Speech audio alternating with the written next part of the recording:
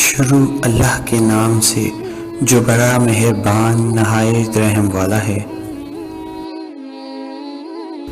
سمر بن جنب رضی اللہ تعالیٰ عنہ نے کہا، نبی کریم صلی اللہ علیہ وآلہ وسلم نماز فجر پڑھنے کے بعد عموماً ہماری طرف منہ کر کے بیٹھ جاتے اور پوچھتے کہ آج رات کسی نے کوئی خواب دیکھا ہو تو بیان کرو۔ راوی نے کہا کہ اگر کسی نے کوئی خواب دیکھا ہوتا تو اسے وہ بیان کر دیتا، اور آپ صلی اللہ علیہ وآلہ وسلم اس کی تعبیر اللہ کو جو منظور ہوتی بیان فرماتے۔ ایک دن آپ صلی اللہ علیہ وآلہ وسلم نے معمول کے مطابق ہم سے دریافت فرمایا، کیا آج رات کسی نے تم میں سے کوئی خواب دیکھا ہے؟ ہم نے عرض کی کہ کسی نے نہیں دیکھا۔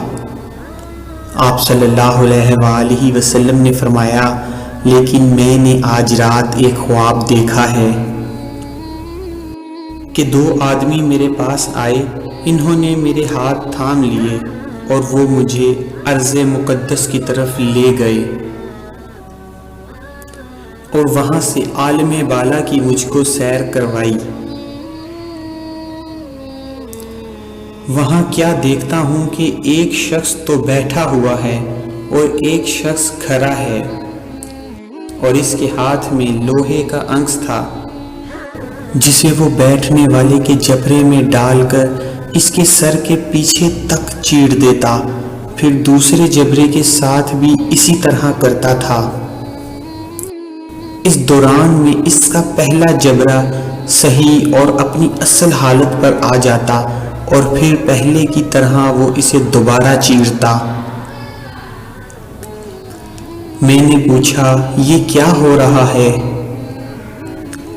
میرے ساتھ کے دونوں آدمیوں نے کہا کہ آگے چلیں۔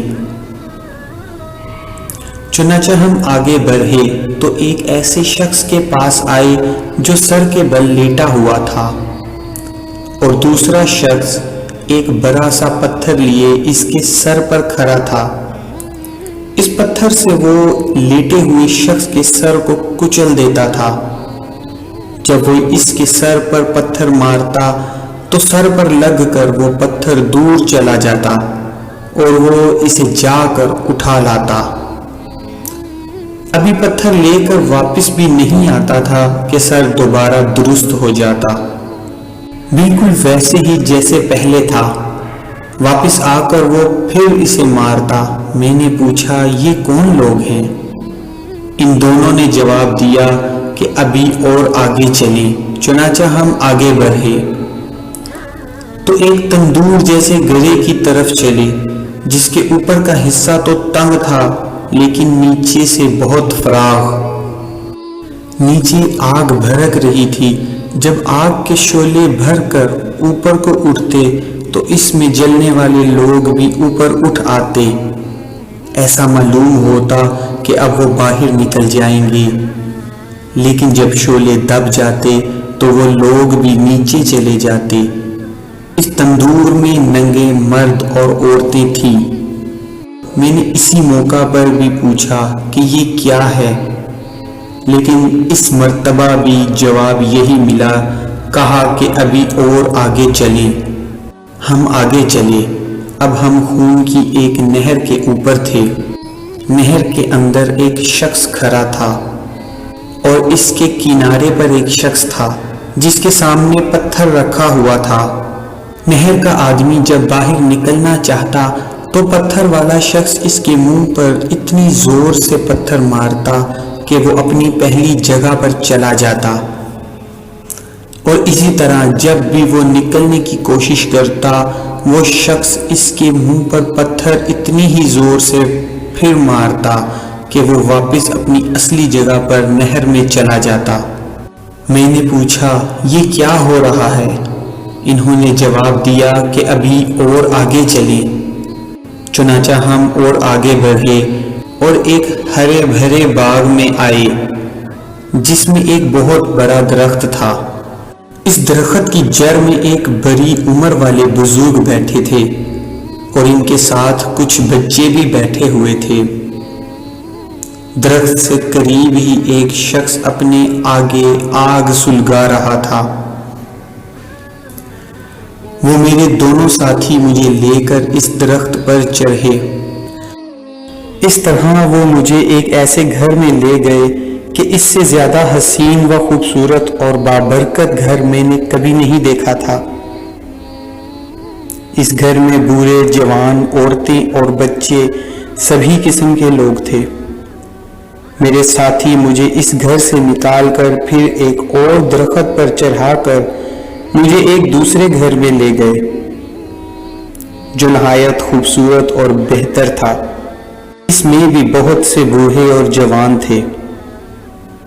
میں نے اپنے ساتھیوں سے کہا، تم لوگوں نے مجھے رات بھر خوب سیر کروائی، کیا جو کچھ میں نے دیکھا اس کی تفصیل بھی کچھ بتلاؤ گے؟ انہوں نے کہا، ہاں، وہ جو آپ نے دیکھا تھا، اس آدمی کا جبڑا لوہے کے انک سے پھاڑا جا رہا تھا، تو وہ جھوٹا آدمی تھا اور جھوٹی باتیں بیان کیا کرتا تھا۔